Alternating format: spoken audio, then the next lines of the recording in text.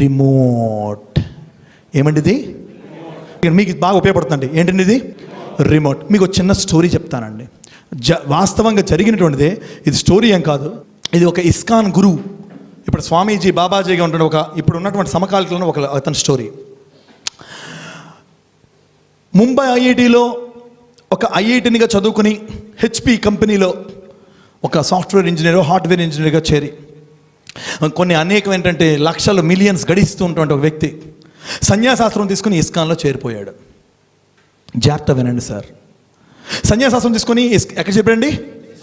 ఇస్కాన్లో చేరిపోయాడు. ముంబైలో చేరిపోయిన తర్వాత తండ్రికి పార్కిన్సన్ డిజీజ్ వచ్చి కొన్నాళ్ళు రోగగ్రస్తుడై తండ్రి చనిపోతే ఒకరోజు రాత్రి 2 గంటల సమయంలో ఫోన్ మోగింది. ఈ మాంక్ సన్యాసి అమ్మ మాట, ఒరే నాన్న చనిపోయారా. వెంటనే అతను బయలుదేరి వెళ్ళాడు ఫర్ ద ఫ్యూనరల్, అంతిమ సంస్కారాలు చేయడానికి. తండ్రి ఆ పాడి మీద చితి పేర్చి ఉంటే తానే చితిని నిప్పుని పెట్టబోయే ముందు అక్కడ అనేక మంది గ్యాదర్ అయ్యారు. చితి ముట్టించబోయే ముందు ఆ కుల పెద్ద వీళ్ళ కుటుంబంలో ఒక అతను, వీడి వల్ల వీడి నాన్న చచ్చిపోయాడు అని గట్టిగా అరిచాడు. వీడి వల్ల వీడి నాన్న చచ్చిపోయాడు, వీడి వల్ల వీడి నాన్న చచ్చిపోయాడు 3 సార్లు గట్టిగా అరిచాడు. కళ్ళంట నీళ్లు ఆ మాంక్కి, ఆ సన్యాసి కళ్ళంట నీళ్లు ధారాపాతంగా కారుతూ ఉంటే మాట్లాడకుండా చితికి నిప్పు పెట్టాడు. రాత్రి వచ్చాడు, తన బెడ్రూమ్లో పడుకున్నాడు. ఇంట్లోనే ఏ మాత్రం నిద్ర పట్టట్లేదు. అతను అన్న మాటలే గుర్తొస్తున్నాయి. వీడి వల్లవే నా చెప్పి, నిజంగా నా వల్ల నాన్న చచ్చిపోయాడా అని ఏడుస్తూ ఏడుస్తూ ఏడుస్తూ ఏడుస్తూ ఏడుస్తూ ఏడుస్తుంటే ఒక్కసారి భగవద్గీత సారమంతా బ్రెయిన్లో రన్ అయ్యింది. సత్యమేంటి? మా నాన్న దేంతో చనిపోయారు? ఏం డిసీజ్ అండి? Parkinson disease. ఏంటండి? నా హ్యాపీనెస్, నా బ్లిస్, నా ఆనందం అనే రిమోట్ని ఎవడో నొక్కడానికి ఇచ్చేసి నేను ఏడుస్తూ ఉండవేంట్రా అని వెంటనే కళ్ళు తుడుచుకొని అప్పుడు చిదానందంలో, ఓ పరమాత్మ, నా తండ్రి ఎక్కడున్నా నా తండ్రి ఆత్మకి శాంతి కలగానే నవ్వుతూ ఆ క్షణం నుంచి ఉండడం మొదలుపెట్టాడు. నవ్వుతూ ఆ క్షణం నుంచి ఉండడం. అతనే గౌర్ గోపాల్ ప్రభు. అతని పేరు గౌర్ గోపాల్ ప్రభు. మై డియర్ ఫ్రెండ్స్, మనం ఇవాళ మన యొక్క లైఫ్, మన డెసిషన్స్ అనేటువంటి రిమోట్ని పక్కవాడికి, ఒక మేనేజర్కి, లేకపోతే ఇంట్లో వైఫ్కి, బిడ్డకి, ఫ్రెండ్కి, ఎక్స్కి, వైకి, జడ్కి మన లైఫ్ రిమోట్ ఇచ్చి వాళ్ళు ఏది నొక్కితే ఆ ఎమోషన్స్ మనం కలిగి ఉండడానికి we are not screens, we are love streams. మన స్ట్రీమ్స్ మనం. కాబట్టి రిమోట్ అనేటువంటిది ఎప్పుడు యూ మస్ట్ హ్యాండిల్. మీ దగ్గర ఉంచుకోవాలి, మన దగ్గర మనం ఉంచుకోవాలి. మీరంటే నేను మాటలు చెప్తాను, నేనేదో పెద్ద దిగిన అవతారమూర్తిని కాదు. I'm one among you my dear brothers. నేను మీలో ఒక్కడిని చెప్తున్నాను. మనమందరం రిమోట్ని మన చేతుల్లోనే ఉంచుకొని ప్రతి ఎమోషన్ కూడా బ్యాలెన్స్ చెయ్యాలి. నీకు బ్యాంక్ బ్యాలెన్స్ ఉన్నా లేకపోయినా పర్వాలేదు, గోల్డ్ బ్యాలెన్స్ ఉన్నా లేకపోయినా పర్వాలేదు, ఏ బ్యాలెన్స్ ఉన్నా లేకపోయినా పర్వాలేదు, ఫోన్ బ్యాలెన్స్ కూడా లేకపోయినా పర్వాలేదు, కానీ నీకు ఎమోషనల్ బ్యాలెన్స్ ఉండాలి. అది లేకపోతే మొత్తం జీవితం సర్వనాశనం అయిపోతుంది. సార్ ఏముండాలి సార్ మనకి? ఏం బ్యాలెన్స్ అండి? ఎమోషనల్ బ్యాలెన్స్ ఉంటే ఏముండాలండి? ఏముండాలి? రిమోట్ ఎవరి చేతులు ఉండాలి? ఎస్. నా బ్లైండ్నెస్ నాకు ఛాలెంజ్ చేస్తుంది. నువ్వు గుడ్ వాడు, నీకు కనిపించదు, నీ గుడ్ వాడు కనిపించింది కరెక్టే కదండి. నాకు కనిపించకపోవడం హ్యాపీ. అరే నిజంగా భారద్వాజ్ కానీ కనిపిస్తే అందరిలాగా ఓ టీచర్ అయ్యండి వాడా, లేకపోతే ఏ సాఫ్ట్వేర్ అయ్యండి వాడు, ఏదో అయ్యండి వాడు, నాకింత కసి పుట్టేది కాదు సార్. ఎవ్రీ మైనస్ అంటే ఎవ్రీ హర్డిల్, ఎవ్రీ ఛాలెంజ్ కూడా మనకు టేస్ట్ని ఇస్తుంది. మనం దాన్ని ఛాలెంజ్గా స్వీకరిస్తే మాత్రమే my dear friends. So emotions అనేటువంటి బ్యాలెన్స్ తీసుకుంటే రిమోట్ ఎప్పుడు ఎవరి దగ్గర ఉండాలి? అరే ఎక్కడ ఉండాలండి? భార్యకి ఇచ్చేయకండి, భార్యకి ఇవ్వకండి, మీ దగ్గర ఉంచుకోండి. పిల్లలకి ఇచ్చేయకండి, మీ దగ్గర ఉంచుకోండి. మేనేజర్కి ఇచ్చేయకండి, మీ దగ్గర ఉంచుకోండి. హైరార్కీకి ఇచ్చేయకండి, మీ దగ్గర ఉంచుకోండి. మీ దగ్గర ఉంచుకున్నప్పుడు తప్పనిసరిగా మిమ్మల్ని మీరు పొజెస్ చేసుకోగలరు, గుర్తుంచుకోండి. Next star number triple A. ఏంటి సార్ ట్రిపుల్ ఏ? ఏంటి సార్ ఈ triple A? Appreciation and acceptance. Wow. Appreciation and చెప్పండి సార్. ఎప్రిషియేషన్ అండ్ సార్ మన తప్పుల్ని మనం ఒప్పుకోవాలి. యాక్సెప్టెన్స్ ఇంతకుముందే మీకు చెప్పాను. ఎప్రిషియేషన్ ఈ విషయంలో మాత్రం ప్రతి ఒక్కరు కూడా చాలా జాగ్రత్త పడాలి సార్. సార్ ఎవరిని సార్ ఎప్రిషియేట్ చేయాలి? నిన్ను నువ్వు ఎప్రిషియేట్ ఎప్పుడేం చేసుకున్నావా? నిన్ను నువ్వు ఎప్పుడైనా ఎప్రిషియేట్ చేసుకున్నావా? అరే భరద్వాజ్ నువ్వు గుడ్ రా, అరే భరద్వాజ్ నువ్వు కరెక్ట్ రా, నువ్వు బాగానే వెళ్తున్నావు, నువ్వు ఇంకా ఇలా కాకుండా నువ్వు చేయగలవురా. సార్ ఈ ప్రపంచంలో ఇంకోటిని కరెక్ట్ చేయాలన్నా, మన లైఫ్లో హ్యాపీనెస్తో కనెక్ట్ అవ్వాలన్నా, చూడండి నేను యూజ్ చేసే పదాలను గుర్తుంచుకోండి. మనం ఒకరిని కరెక్ట్ చేయాలనుకున్నా, మనం ఇంకొకరితో కనెక్ట్ అవ్వాలనుకున్నా, మనలో ఎప్రిషియేషన్ అనే గుణం, యాక్సెప్టెన్స్ అనే గుణం రెండు ఉండాలి. Very important. భార్య ఏది వండినా, పిల్లవాడు ఏం చేసినా శబాష్ బిడ్డ అని నోట్లో పెట్టుకొని ఎంజాయ్ చేసి, తర్వాత ఇది ఇలా కాకుండా దీంట్లో కొంచెం యాడ్ చేస్తే బాగుండేదని నెగిటివ్ కాకుండా పాజిటివ్గానే అప్రిషియేట్ చేయండి. ఫస్ట్ ఫ్యామిలీ అనేటువంటిది ఏం అవ్వాలి తెలుసండి? ద వూంబ్ ఆఫ్ హ్యాపీనెస్ అవ్వాలండి. నిజం సార్. మన వర్కింగ్ ప్లేస్ ఎలా అవ్వాలి తెలుసండి? వూంబ్ ఆఫ్ హ్యాపీనెస్ అవ్వాలండి. మనం ఎప్పుడు తెలుసండి ఫ్యామిలీయో వర్కింగ్ ప్లేసో వూంబ్ ఆఫ్ హ్యాపీనెస్ అవుతుంది? మనం వూంబ్ ఆఫ్ హ్యాపీనెస్లో ఉన్నప్పుడు మాత్రం జరుగుతుంది. My dear friends, ever appreciate. ఒక చిన్న పని చేశాడు, ఎవడో ఒక ఆఫీస్ బాయ్ తలుపు తీసాడు, భుజం తట్టండి సార్, వెరీ గుడ్ రా నాన్న, how are you, thank you. నిజమండి, చిన్న ఎప్రిషియేషన్. ఈ ఎప్రిషియేషన్ విషయంలో 3 చెప్తానండి, చాలా బాగా గుర్తుంచుకోండి. Very very very important please. Thanks అనేటువంటిది 3 రకాలండి. Gratitude is of 3 kinds. ఎన్ని రకాలండి? గట్టి చెప్తారా ప్లీజ్? ఎన్ని రకాలండి? సేయింగ్ థ్యాంక్స్, చెప్పడం థ్యాంక్స్ ఆవిడకి కావాలని సేయింగ్ థ్యాంక్స్ కానీ చెప్పాలి. రెండో తెలుసండి మీనింగ్ థ్యాంక్స్, రిమెంబరింగ్ థ్యాంక్స్. పలానా ఫిబ్రవరి 15వ తారీఖు నాడు on the next day of Valentine's day Bharadwaj గారు వచ్చారు, చెప్పాడు, గుర్తుంచుకోవడం చిన్నది, remembering thanks. Third is doing thanks, that is reciprocation. మన థ్యాంక్స్ని తిరిగి ఇవ్వడం. అరే పలానా భరద్వాజ్ని భగవంతుడు నిలిచినప్పుడు చెప్పాడు, కానీ నిజంగా భరద్వాజ్ చెప్పాలనుకుంటే చెప్తే అలా చెప్పగలిగి ఉండేవాడా? కాదే. మనలో ఏదో మార్పు కావాలి, మనలో ఏదో ట్రాన్స్ఫర్మేషన్ కావాలి, మన జీవితంలో ఏదో ఆనందాన్ని మనం కోల్పోతాం, అనుభవించాలి. దేవుడే నిలిచినప్పుడు చెప్పాడు కదా, నేను మార్చుకుంటానని. మీరు రెసిప్రొకేట్ చేసేటండి, అది డూయింగ్ థ్యాంక్స్, రెసిప్రొకేషన్. అది మనందరిలో కూడా కలగాలి. సార్ ఎప్రిషియేషన్ అంటే ప్రతి ఒక్కరిని ఎప్రిషియేట్ చేయండి సార్, ప్రతి ఒక్కరిని సార్. వాళ్ళు నెగిటివిటీ కాదు, పాజిటివ్ ఒక్క కోణమని చూసి చెయ్యాలి. మనకి కూర, చారు, పప్పు అన్ని చేసిన దాంట్లో కూరలో ఉప్పు అయిపోయి ఉండొచ్చు, కానీ అన్నం విడివిడిగా ఉండిందే భార్య ఎంత అదృష్టం. నిజంగా చెప్తాను, ప్రతి రిలేషన్లో కూడా ఆ పాజిటివిటీని చూస్తూ మన లవ్ని పొజెస్ చేస్తూ, ముఖ్యంగా very important appreciation and acceptance. A acceptance అండి? ఇతరుల తప్పులు ముఖ్యంగా గుర్తుంచుకోండి సార్, అది మాత్రం ఇంపార్టెంట్. ఎదుటివాడిలో ఒక్క తప్పు మనం ఎంచడం మొదలు పెడితే మనం అలా తప్పులు ఎంచుకుంటూనే పోతాం. అదే మదర్ తెరీసా చెప్పింది, if you start judging people you won't find time to love people. మా తండ్రి మా అమ్మగారు ఇద్దరు విడిపోయారు. 33 సంవత్సరాలు నన్ను నా తండ్రి కలవలేదు. ఒక్కరోజు కూడా నేను నా తండ్రి గురించి ఎగనిస్ట్గా నా లైఫ్లో మాట్లాడలేదు. నమ్ముతారా మీరు? నేను ప్రాక్టికల్గా చెప్తున్నా. ఒక్కరోజు కూడా 33 సంవత్సరాలు నా తండ్రి నన్ను విడిచిపెట్టి వెళ్ళిపోయిన తర్వాత ఒక్క బ్యాడ్గా ఒక్క మాట కూడా నా తండ్రి కోసం ఎవరు, నా ఫ్రెండ్ దగ్గర ఎవరు నాతోనే చెప్పుకోలేదు. సో వాళ్ళ సంఘటనలు ఏంటో, వాళ్ళ పరిస్థితులు వాళ్ళు వెళ్ళిపోయారు. That's all. My father is a father because his seed is this life. అంతే, దట్స్ ఆల్, నథింగ్ ఎల్స్. మా అమ్మగారు కూడా అప్పట్లో ఎప్పుడు వర్లిస్తుంటే చెప్పాను ఒకరోజు, అమ్మ don't talk anything bad about dad. నీకు అతనికి సెట్ అవ్వలేదు, over, that's all. Never speak anything against others.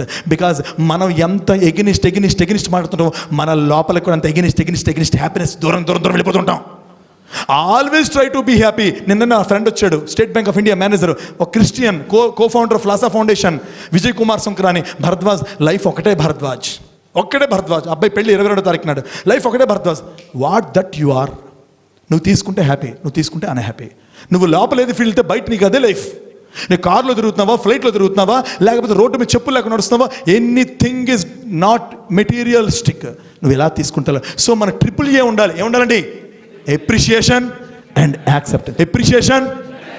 Appreciation and acceptance. Oh what a wonderful. తర్వాత ఎన్నో స్టార్ అండి? 7 కొండల మీద వెంకటరమణమూర్తి ఎంత దైవమో సేవాలి. ఎస్. సప్త స్వరాలు 7 ఎంత నిజమో. 7 ప్రైమ్ కలర్స్, 7 రంగుల ఇంద్రధనుసు ఎంత అందమో. చెప్పబోయే ఈ అంశం కూడా అంతే ఇంపార్టెంట్. చెప్పబోయే ఈ అంశం కూడా అంతే అంతే అంతే important. Love and forgive, love and forgive, love and forgive, love and forgive. మనందరం ఏమి చిన్నపిల్లలం కాదు. మనకేం లవ్కి, ఇన్ఫాక్చుయేషన్కి, అట్రాక్షన్కి తేడా తెలియని బొట్టోళ్ళం కాదు. We know what is love, what is infatuation, what is dash dash dash blah blah blah. నేను చెప్పదలుచుకోలే. మనకి లవ్ అనేటువంటిది యూనివర్సల్. కేవలంగా భార్య మీద, లవర్స్ మీద, పిల్లల మీద, ఇంటి వాళ్ళ మీద ఉండేది కాదు. ఈ ప్రపంచానికి ఎందుకు వచ్చామంటే ఆనందాన్ని, ప్రేమని ఇస్తూ ఇవ్వడానికి వచ్చాం మనం. ఇంకా ఇక్కడ ఒక మాట చెప్తున్నాను, loving is not a sense of loving the merits of others. Loving నిజంగా ఏంటంటే loving the demerits of others is a true loving. Loving the demerits of others is true loving. Loving the demerits of others is true loving. Sir, loving is an opportunity sir. Sir, మీకు loving is an opportunity, forgiving is necessity. చెప్పండి, forgiving is. Sir, చిన్న story చెప్తాను sir. Sir, మహారాష్ట్రలో ఒకసారి ఒక ఆమె ఉండేది. ఆమెకి 9వ ఏట పెళ్లి చేసేసారు. బేసిక్గా 5వ ఏట నుంచి ఆ పాప గేదెలను కాసుకుంటూ ఉండేది. మహారాష్ట్ర కల్చర్ ప్రకారం ఒకసారి పెళ్లి చేసి పంపించిన తర్వాత ఆడబిడ్డ మరి ఇంటికి రావడానికి, పుట్టింటికి రావడానికి వీలు లేదు. అక్కడ ఉన్నటువంటి ఆ ట్రెడిషన్ ప్రకారం, వాళ్ళ కల్చర్ ప్రకారం ఆమె వెళ్ళిపోయింది. 19వ ఏటకల్లా 3 బిడ్డల్ని కానీ 4వసారి ప్రెగ్నెంట్గా ఉంది అమ్మాయి. 19 ఏళ్లకి. చాలా జాగ్రత్తగా వినండి. అప్పుడు వాళ్ళ ఊర్లో, గ్రామంలో ఒక మోతుబరి, ఒక రౌడీ లాంటి వాడు అందరి చేత వెట్టి చాకరి చేయించుకుంటూ డబ్బులు ఇవ్వకుండా చేయించుకునేవాడు. ఈమె కూడా వెళ్ళి వెట్టి చాకరి చేస్తుండే, ఏదో పని చేస్తూ ఉండేది. అతను డబ్బులు ఇచ్చేవాడు కాదు. కానీ ఈమె ధైర్యంగా కలెక్టర్ దగ్గరికి వెళ్ళి కంప్లైంట్ చేసింది. సార్, ఏంటి ఇట్లా వెట్టి చాకరి చేయించుకుంటాడంటే ఆ కలెక్టర్ ఆఫీసర్లను పంపించి అతని యొక్క ఆగడాలను అరికట్టాడు. కానీ ఈ రౌడీ లాంటి వాడికి చాలా కోపం వచ్చింది. ఈవిడ యొక్క భర్త దగ్గరికి వచ్చి, నీ భార్య ఎలాంటిదో తెలుసా? నీ భార్య మంచిది కాదు. She participated sex with me. నీ భార్య కడుపులో పెరుగుతున్న బిడ్డ నా వల్ల పుట్టబోతున్నాడు. నువ్వు నీ భార్యను చంపకపోతే నేను చంపేస్తానన్నాడు. అది నమ్మిన భర్త ఇంటికి వచ్చి ఆ మహాతల్లిని, ఆ ఇల్లాల్ని కనీసం ఏమైందని కూడా అడగకుండా పిడికిలతో గుబి గుబి గుబి కడుపులో గుద్దాడు. నమ్మండి, కింద పడిపోయింది. ప్రాణం పోయిందనుకొని జుత్తు ఈడ్చుకుంటూ వెళ్ళి పశువుల సాల్లో పడేశాడు. ఎందుకంటే అక్కడ పశువులు తొక్కేసాయి, చచ్చిపోయింది అని ప్రపంచాన్ని చెప్పచ్చు అనుకున్నాడు అతను. అనుకుని చేస్తే వెళ్ళిపోయిన తర్వాత ఆమె పడగానే, ఆమె ఇక్కడ పశువుల సాల్లో వేయగానే ఒక ఆవు వచ్చి 4 కాళ్ళతో ఇలా దూరంగా, 4 కాళ్ళ మధ్యన ఆ సింధూతాయి ఆమె శరీరం నుంచి అటు ఇటు ఉంచింది. ఆవు ఏ ఇతర జంతువులు, గేదెలు, ఆవులో వచ్చి ఆమెను పడకుండా చేసింది. అత్తమామలు వచ్చి కూడా ఏమైందో చూడబోతే రానివ్వకుండా ఆ కొమ్ములతో అదిరేసింది. అలాంటి సింధూతాయి అర్ధరాత్రి చనిపోయింది అనుకున్నారు అందరూ. ఉదయం చూద్దామని అనుకున్నారు. ఒక ఆడబిడ్డకి జన్మించింది తెలివొచ్చి. పేగు తెంచుకున్నటువంటి బిడ్డని తల్లి పేగు కోయటానికి లేకపోతే సింధూతాయే స్వయంగా పక్కన రాయి తీసుకుని దాన్ని మొక్కలు చేసుకుంది. ట్రూత్ అండి ఇది, నిజమైన కదండి ఇది. ఆ బిడ్డను ఎత్తుకొని ఆ ఆవుని కౌగిలించుకొని, మిత్రమా, ఈ మనుషులకి సేవ చేశాను కానీ ఒక్కడు గుర్తించుకోలేదే. నీ పాలు పెతికి, నీకు అన్నం పెట్టి, నీ కుడితిచ్చి, నీకు గడ్డేసినందుకు ఎంత రుణం తీర్చుకున్నావే. నువ్వు ఎలాగైతే ఆపదల్లో నన్ను ఆదుకున్నావో అలాగే ప్రపంచంలో ఎవడు ఆపదలో నేను ఆదుకుంటానని అక్కడి నుంచి పారిపోయింది సింధుతాయి. వినండి మై డియర్ ఫ్రెండ్స్, అక్కడికి వెళ్ళిపోయిన తర్వాత శ్మశానంలో బతికింది. ఎవరికి తెలియకుండా అక్కడ శవాల పక్కన పెట్టిన గోధుమలు ఉడికించుకొని తాను తింటూ తన పాలను ఆ బిడ్డకిచ్చి తను సాకింది. ఎన్నాళ్ళు ఈ శ్మశానంలో బతుకుతాన్ని, రైలు కింద పడిపోతాను వెళ్తే ఒక రైలు పట్టాల్లో ఇంకా ట్రైన్ వచ్చేస్తుంది. ఈమె రైలుకి ఆహుతి అయిపోతుంది, చనిపోతున్నాను. అప్పుడు అమ్మ ఆకలేస్తుందమ్మా, అన్నం పెట్టండి అమ్మా, దాహం వేస్తుందమ్మా, నీళ్లుంటే నోట్లో పోయింది మన మాట వినిపిస్తే పరిగెట్టి వెళ్ళి చూస్తే ఒక ముసలాయన పడిపోయి నీటి కోసం అరుస్తుంటే, అప్పుడు మా ఆవుకు మాట ఇచ్చాను, గోమాతకు మాట ఇచ్చాను అని బయటికి వెళ్ళి నీళ్లు తెచ్చి అతను నోట్లో పోసి ఆయన్ని బతికించిన తర్వాత ఆ పక్కనే వెళ్ళి ఒక పొలంలో కూర్చుంది. ఏం చేయాలి ఇప్పుడు ఈ బతుకుని అంటే, ఆ చెట్టుని, ఒక పెద్ద కొమ్మని ఒక కట్టెలతో నడుకుతున్నాడు ఒకడు. ఆ కొమ్మ నడుకున్నప్పుడు పెద్ద కొమ్మ పడిపోతుంది కింద. ఏ అమ్మ పక్కకులే అంటాడు. ఆ చిన్న కొమ్మ చిటారు పడిపోతూ కూడా కిందకి మండు టెండలు నీడనివ్వడం చూసిన సింధుత అనుకుంది, అరే కొమ్మ పడిపోతూ కూడా నీడనిస్తున్నదే, నేను ఊపిరితో ఉండి నేనెందుకు నీడవ్వకూడదు అని రోడ్డు మీదకి వెళ్ళి పాటలు పాడడం మొదలుపెట్టింది. డబ్బులు పోగైతే తనలాంటి అనాథల్ని పోగు చేసి వాళ్ళందరికీ అనాథాశ్రమం పెట్టింది. మంచి మనసున్న మహారాజులు వచ్చి ఆమెకి కొన్ని లక్షల రూపాయలతో అనాథాశ్రమాలు కట్టారు. ఇవాళ దేశ విదేశ వ్యాప్తంగా ఆమె యొక్క అనాథాశ్రమాలు ఉన్నాయి. ఆమె ఒక బిడ్డకే కాదు, సుమారు 1500 మంది బిడ్డలకి తల్లే ఈరోజు సాగుతుంది. ఇక్కడితో అయిపోలే, ఆమెకు ఎన్నో ఇంటర్నేషనల్ నేషనల్ అవార్డులు వచ్చాయి. అక్కడితో అయిపోలేదు, అంతకన్నా గొప్ప విషయం జరిగింది. ఒక రోజు రాత్రి తన యొక్క ఆశ్రమంలో అనాథాశ్రమం తలుపు తీస్తే ఒక ముసీలైన అమ్మ ఆకలిస్తుంది, ఇంత ఆశ్రమం ఉంటే కల్పించని వచ్చాడు. కానీ ఆ చీకటి వెలుగుల్లో, ఆ వెలుగు రేఖల్లో ఆ ముఖం చూస్తే ఎవడో కాడు, తన భర్త. మీరో నేను అయితే ఫాట్ మన ఒక లంపగా కొట్టి గెట్ అవుట్ రాస్కెల్ అంటాం.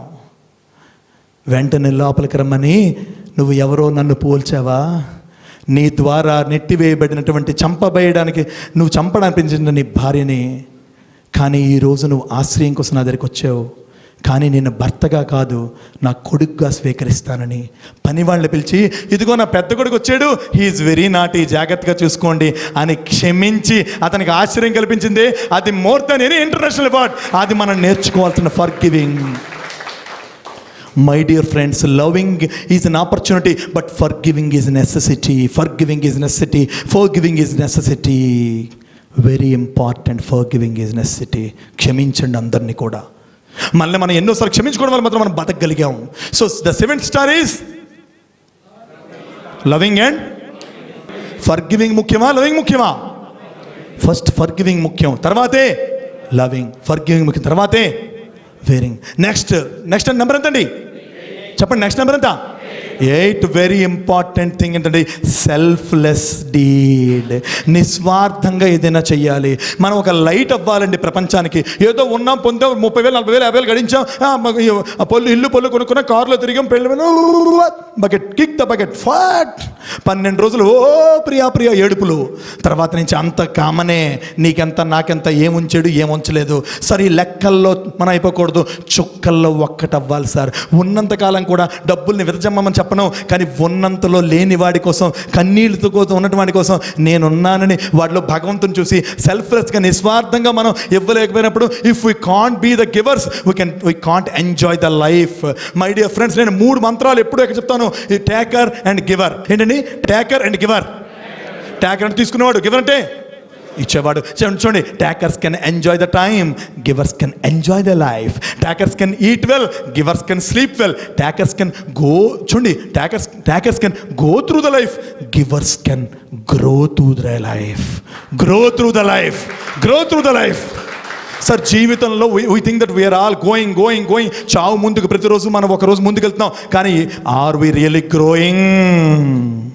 సరే ఎతకాలి. సరే ఎతకడం అంటే పొట్ట పెంచడమో, ముడుకులు నొప్పి తెచ్చుకోవడమో, పట్టబొర తెచ్చుకోవడమో, చెత్తవారం రావడమో, ఇది సూట్ వేసుకోవడమో, కారు కొనుక్కోవడం ఎతకడం కాదు sir.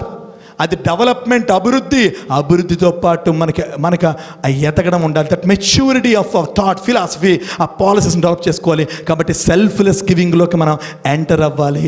We must become the light of this world అనేటువంటి దృక్పథంలో ఉండాలి.